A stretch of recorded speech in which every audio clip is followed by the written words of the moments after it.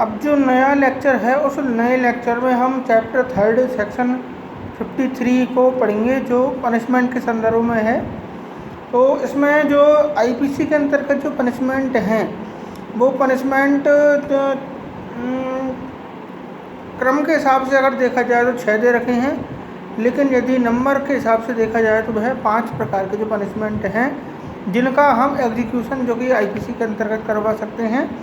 वो 5 प्रकार के पनिशमेंट में सबसे पहला पनिशमेंट है सेक्शन 53 के अंतर्गत जो कि 5 प्रकार के पनिशमेंट जो कि दे रखे हैं। सबसे पहला है मृत्यु, दूसरा है आजीवन कारावास, तीसरे प्रकार का है जिसको कि 1949 के अधिनियम नंबर 17 की धारा जो 2 है उसके द्वारा उसको निरसित किया गया है।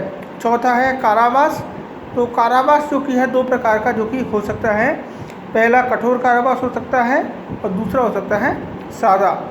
पांचवा है संपत्ति का समापरण और छठवां इसका है जुर्माना। इस प्रकार से हम जो पनिशमेंट के बारे में आईपीसी के अंतर्गत जो कि दे रखा है।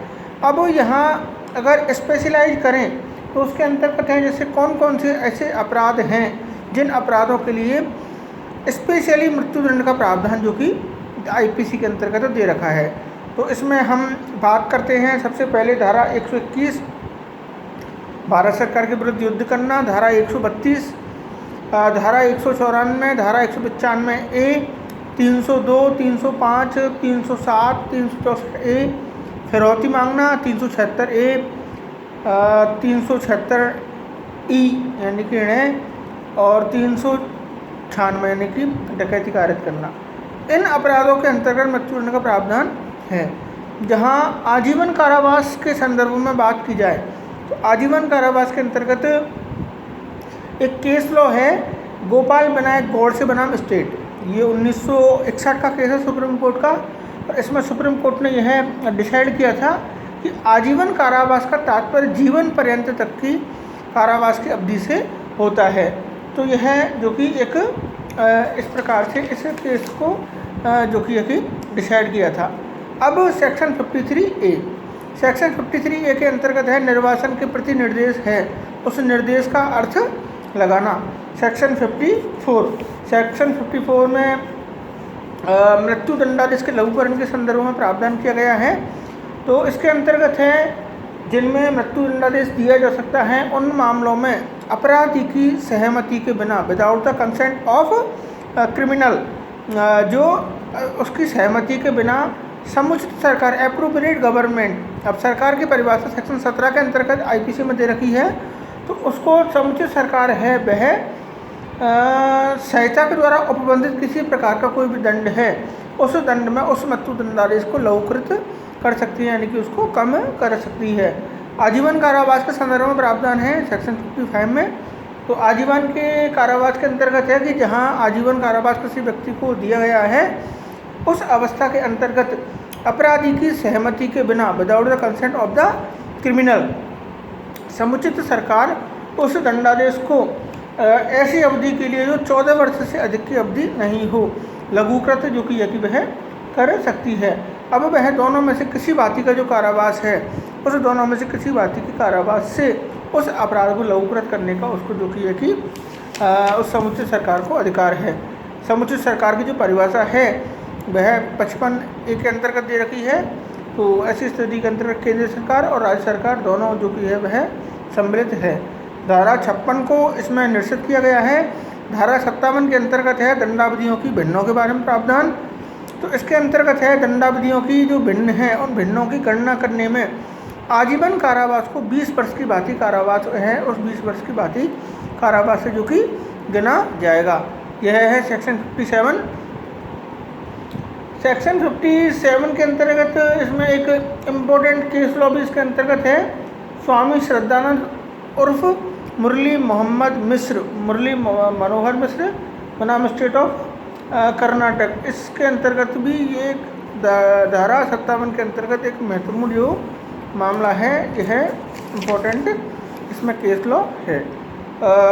सेक्शन 58 को निश्चित किया गया है। सेक्शन 59 के अंतर्गत उसको भी निश्चित किया गया है। सेक्शन 60 सेक्शन 60 के अंतर्गत है दंडाधिष्ट कारावास के जो मामले हैं उन मामलों में संपूर्ण कारावास या उसका कोई भी भाग कठिन या सादा जो कि यकीब है हो सकेगा। सेक्शन 61 भी निरसित किया गया है, 62 भी निरसित किया गया है, 63 में जुर्माने की रकम के संदर्भ में प्रावधान किया गया है।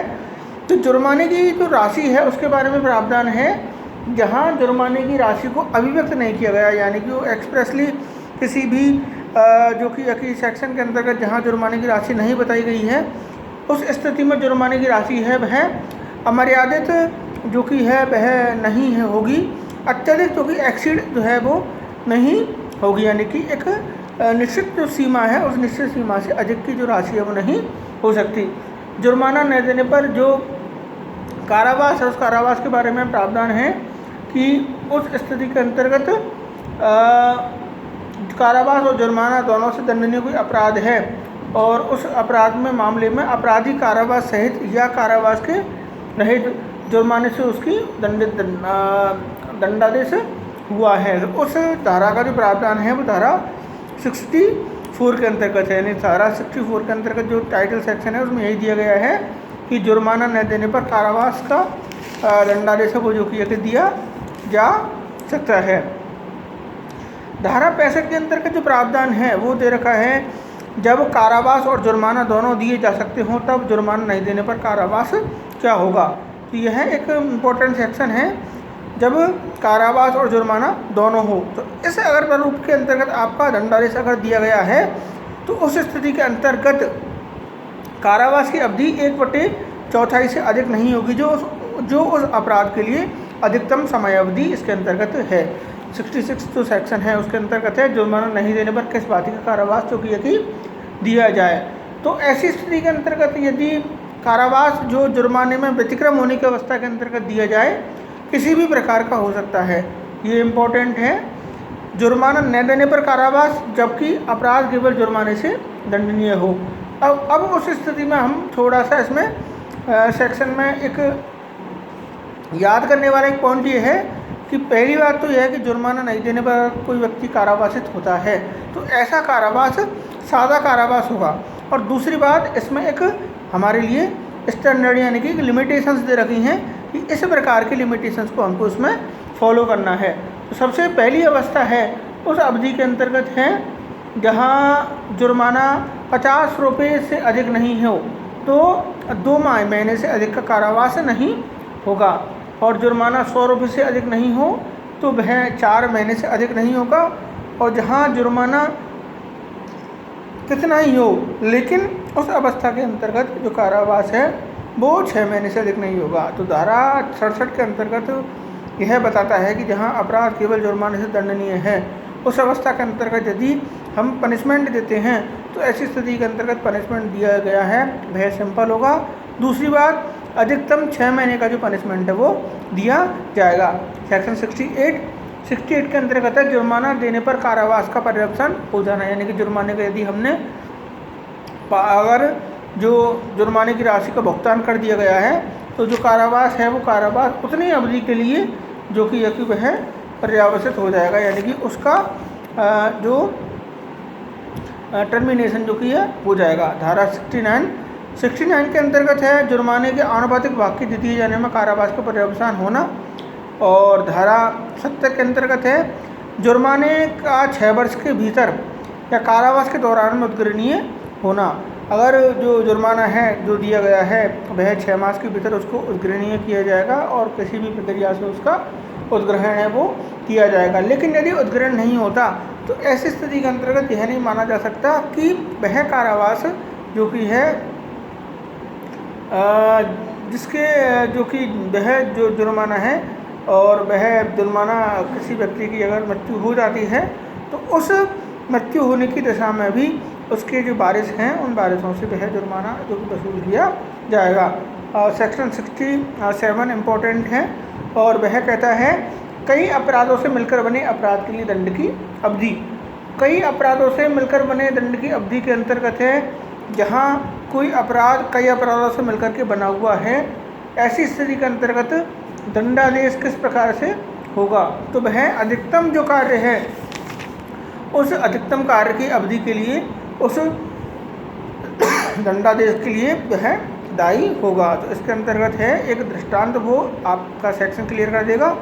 इसके अंतर्गत है ये पर लाठी से 50 प्रहार करता है तो वह संपूर्ण मारपीट के लिए ही दंडनीय जो कि होगा, ना कि प्रत्येक प्रहार के लिए। सेक्शन 72 के अंतर्गत है कई अपराधों में से दोषी व्यक्ति के लिए दंड, जबकि निर्णय में यह संदेह है कि वह किस अपराध का दोषी है। तो उस स्थिति के अंतर्गत वह उस अपराध के लिए दंडित किया जाएगा जिस अपराध के लिए दंडादेश कम से कम अवस्था के अंतर्गत है, यानी बेनिफिट ऑफ द डाउट हम एक्यूज को देंगे। सेक्शन 73 के अंतर्गत है एकांत परिरोध की अवधि। तो एकांत परिरोध क्या है? सेक्शन 74 में है अवधि में, सेक्शन 73 में एकांत परिरोध है क्या? तो एकांत परिरोध की अवस्था है एक अकेले रखने की अवस्था। तो ऐसी स्थिति में अपराधी को अकेला रखा जाता है। सबसे पहला इसके अंतर्गत है यदि कारावास की अवधि 6 महीने से अधिक नहीं हो तो 1 महीने से अनधिक अवधि के लिए, और यदि 6 महीने से अधिक है और 1 वर्ष से अधिक नहीं हो तो 2 महीने से अनधिक अवधि के लिए, और अंत में है 1 वर्ष से अगर अधिक अपराध से अगर कोई व्यक्ति दंडनीय है तो उस अवस्था में 3 महीने से अनधिक, यानी कुल मिलाकर कहा जा सकता है एकांत परिरोध अधिकतम 3 महीने की अवधि के लिए दिया जाएगा। और इसकी अवधि क्या होगी? उस अवधि के लिए इसका जो स्टैंडर्ड फार्मूला दे रखा है सेक्शन 74 के अंतर्गत, और वो दे रखा है कि ऐसे जो दंडादेश का निष्पादन किस प्रकार से किया जाएगा। तो ऐसी अवस्था के अंतर्गत एक बार में 14 दिन से जो कि एकांत परिरोध नहीं दिया जाएगा, और जो वह यदि जो कालावधियाँ जिनमें जिस प्रकार से दंडादेश दिया गया है 3 महीने से अधिक की हैं तो वह 1 महीने में कारावास 7 दिन से जो कि अधिक नहीं होगा। इस प्रकार से जनरल फार्मूला यह है कि 14 दिन से ज़्यादा एक बार में एकांत परिरोध नहीं दिया जा सकता। सेक्शन 75 लास्ट सेक्शन है, उसके अंतर्गत कहा गया है पूर्व दोषसिद्धि के पश्चात अध्याय 12 या अध्याय 17 के अधीन किए गए अपराधों के लिए दंड के बारे में प्रावधान। एनहेंस पनिशमेंट का सेक्शन है ये। इसके अंतर्गत है कि वर्धित दंड, तो जहाँ किसी न्यायालय ने चैप्टर 17 जो प्रॉपर्टी से रिलेटेड ऑफेंस हैं और उन ऑफेंस के अंतर्गत अगर वह दंडादेश दिया गया है और वह दंडादेश पहले 3 वर्ष या उससे अधिक की अवधि का जो कि दिया गया है, तो पश्चातवर्ती जो अवस्था है सब्सिक्वेंट जो आपकी कंडीशन है उस सब्सिक्वेंट कंडीशन के अंतर्गत वह अपराध के लिए आजीवन कारावास या दोनों में से किसी बात कारावास जो 10 वर्ष तक हो सकेगा दंडनीय जो कि करने का प्रावधान किया गया है। तो इस प्रकार से आज हमने सेक्शन जो कि एक ही वह 75 भी पढ़ा। तो इसमें इम्पोर्टेंट जो केस है वो है दिलीप कुमार शर्मा बनाम स्टेट EIA 1976 सुप्रीम कोर्ट 133। उसमें यही निर्धारित किया गया है कि दोषसिद्धि ठहराए जाने के पश्चात का अर्थ है दंडादेश प्रवर्तन में आ जाना चाहिए। तो इस प्रकार आज हमने सेक्शन 53 से लेकर के और सेक्शन 75 तक पढ़े। आगे का जो चैप्टर है चैप्टर 4 जो जनरल एक्सेप्शंस के बारे में है, साधारण अपवाद के विषय में है, उस चैप्टर के बारे में मैं आपको नेक्स्ट कक्षा में बताऊँगा। आज की कक्षा के लिए इतना ही बस, और आगे से चैप्टर 4 का अध्ययन करेंगे। Thank you.